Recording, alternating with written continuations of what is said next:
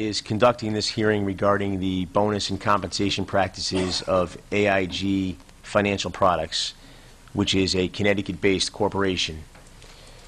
AIG's compensation packages, how they were structured, what risks and behaviors they encourage and discouraged, have had huge consequences for Connecticut mortgage and loan markets and are of immediate and vital concern.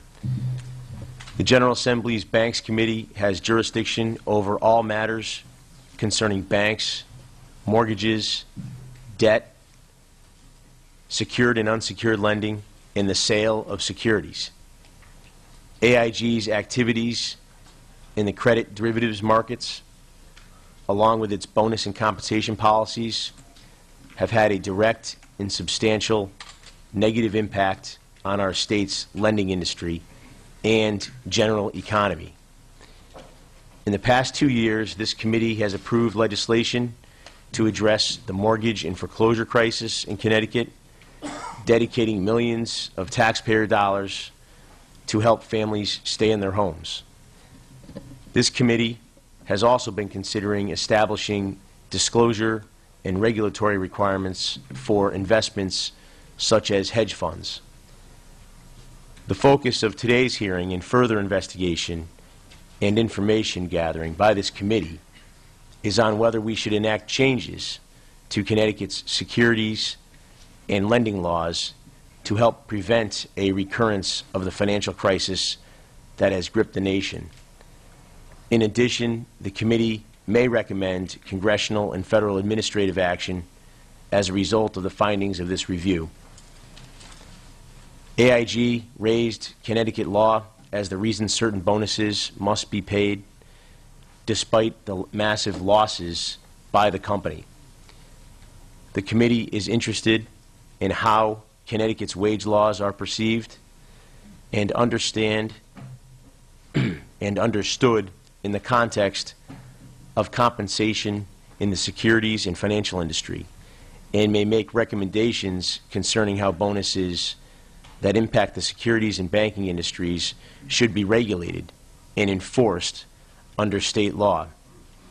I expect that this committee will conduct this hearing as we conduct all of our hearings and meetings, providing witnesses with the utmost respect, refraining from disparaging remarks, and avoiding repetitive questions. The Banks Committee is one part of government with a duty to encourage strong, stable financial markets. There is good reason for us to do this. We must remember that behind strong, stable financial markets lie the dreams of families for home ownership and for secure places in a civil society.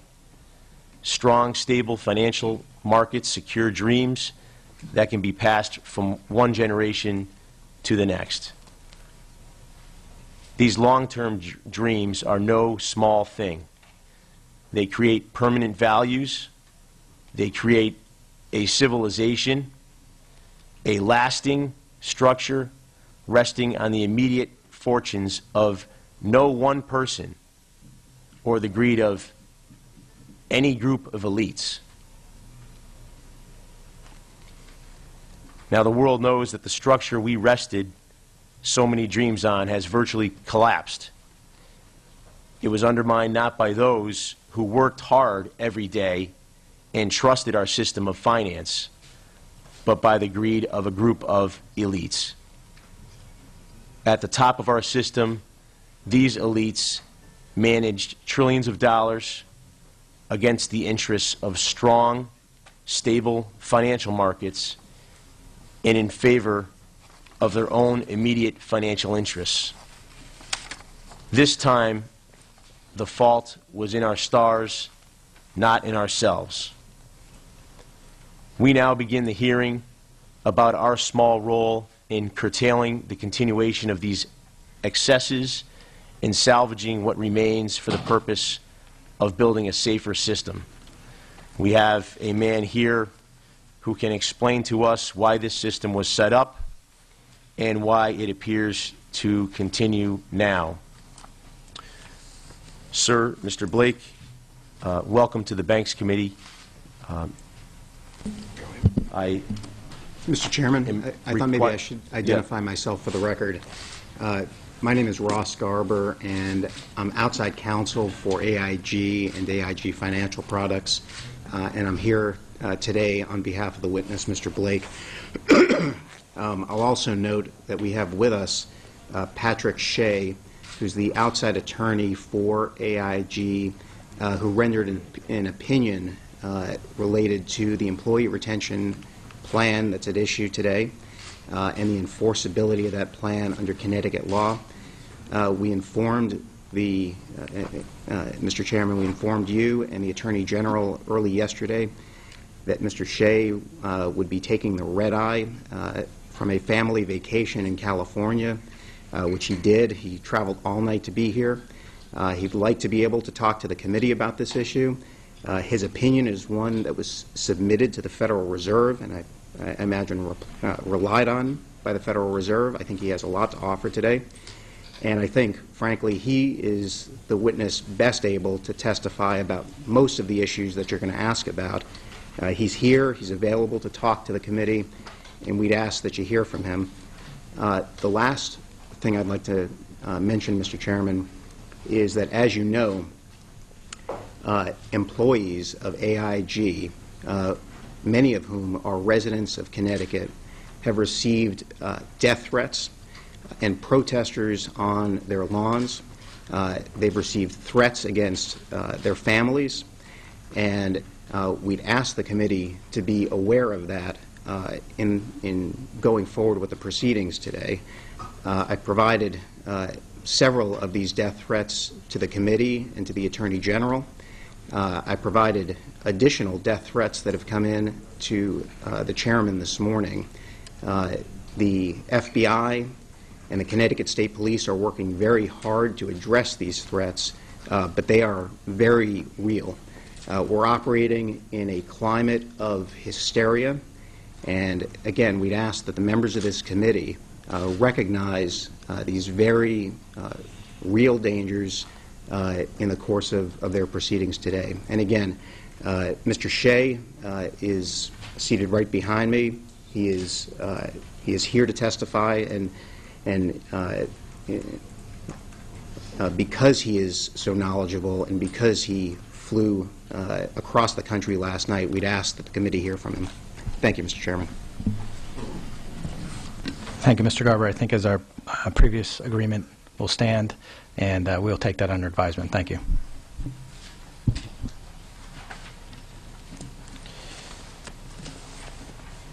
Mr. Blake, would you please raise your right hand?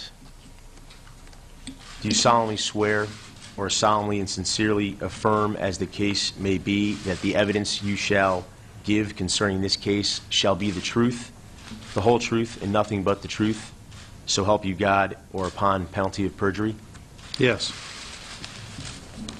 Okay, sir. Do you have a statement? Yes, I do. I have an opening statement I'd like to read, if that's okay. Very well. Thank you, Chairman Duff and Chairman Barry, and the honorable members of the committee. I appreciate the opportunity to appear before you today on behalf of AIG and its many employees in the state of Connecticut. My name is Stephen Blake. I've worked as a human resources professional for approximately 35 years and joined American General Financial Services in 1997. Since 1998, I've been Senior Vice President of Human Resources for AGF, which was acquired by AIG in the year 2001. Founded in Evansville, Indiana in 1920, AGF provides loans, financing, and other credit-related products to more than 2 million families in 40 states, the United Kingdom, Puerto Rico, and the Virgin Islands. I'm a member of AGF's senior management team and serve on its board of directors. In addition to my role at AGF, I recently took on additional responsibilities at the request of AIG's Global Head of Human Resources and the head of AIG's Financial Services Division. As of September 2008, I've been acting as the head of human resources for AIG's Financial Service Division, which encompasses all of AIG's financial service units, including AGF and AIG Financial Products, or FP. As you can imagine, my job over the last few months has been quite a challenge. I left my family in the Midwest where I live and have moved to New York to help manage the crisis within the Financial Services Division. In the wake of AIG's financial difficulties, we've had to deal with employee reductions in force, resignations, and the many stresses and uncertainties of dealing with the concerns of the thousands of employees in the Financial Services Division, including their recent concerns over the safety of their families.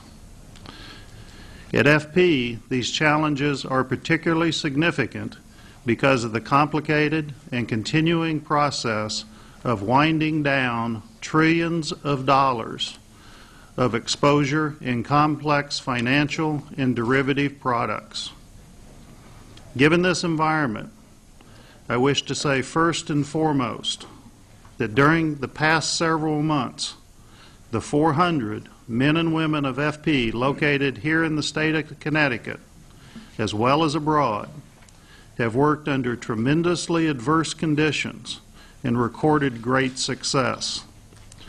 As our CEO, Ed Liddy, noted in his testimony to Congress, today's FP employees did not create the credit default swaps that were at the heart of the company's liquidity crisis. And yet, many of them have had years of their compensation and sweat equity in FP literally wiped out by the losses at FP. When all is said and done, almost $780 million worth of deferred compensation will be gone. Yet, many of these employees agreed to stay at FP to do the difficult work of helping unwind FP's nearly $2.7 trillion book of business.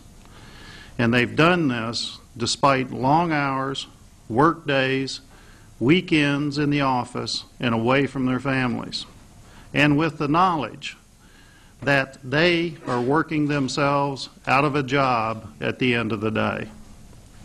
One incentive to stay on and help the company, despite the inevitable end to the story, was AIG's promise back in early 2008, many months before the federal bailout in September, to make retention payments.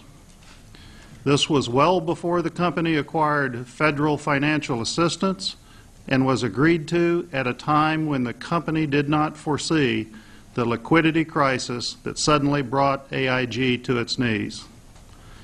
Despite what has happened, FP employees have stayed focused on their work and in the past several months reduced FP's book of business by over $1 trillion.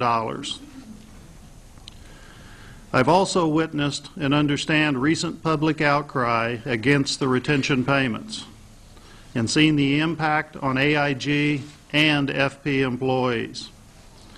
As discussed by Mr. Liddy in his congressional testimony, he and other AIG employees have received threats of physical violence to be committed against themselves and their families.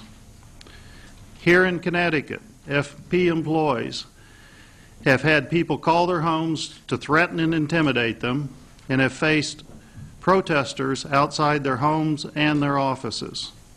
We are grateful that Congress has asked the FBI to assist the New York Attorney General Cuomo in assessing and, where required, acting on these threats. In particular, I would also want to personally thank the Connecticut State Police for their help in addressing these threats. As Mr. Liddy explained in his congressional testimony, in response to the recent public outcry, FP employees have also been asked to return 50% of the retention payments. Many have done so.